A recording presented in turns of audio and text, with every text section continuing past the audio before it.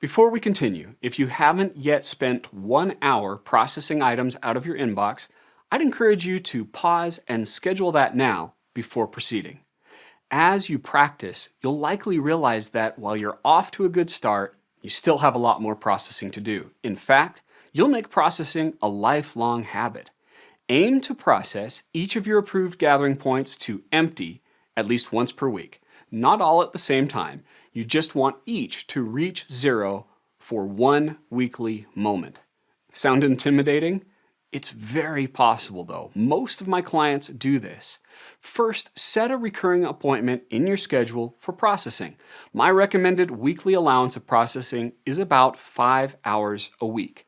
Try 5 hours a week for a couple of weeks and then adjust as needed. I know this may sound like a lot, but remember, processing is just another word for deciding.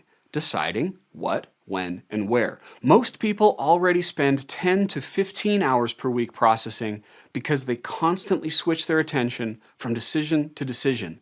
This system asks you to spend less processing time by doing it in a more focused way. When should those 5 hours per week happen? Most jobs have natural ebbs and flows. Aim for times when you're least likely to be interrupted. So if you're not usually interrupted first thing in the morning, you could test processing from 8 a.m. to 9 a.m. Monday through Friday. That would give you 5 hours a week. I recommend blocks of at least 1 hour at a time. Most people get into a productive processing rhythm at around the 25-minute mark. When you process for at least an hour at a time, you'll make the most of that rhythm. I personally prefer scheduling 2 large chunks of time on Monday and Friday for processing. Give a schedule a try, then adjust over time. Pause this video and create a recurring schedule in your calendar for processing, at least 5 hours each week. Then come back for one last step.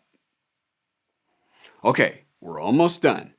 What about the backlog of all those boxes? During the initial gathering, you may have finished with several boxes, perhaps dozens. Also, if you completed the mind clearing exercise, you may have gathered dozens of incomplete tasks to a notepad or other gathering point. This means you'll need to spend extra time processing, just this once.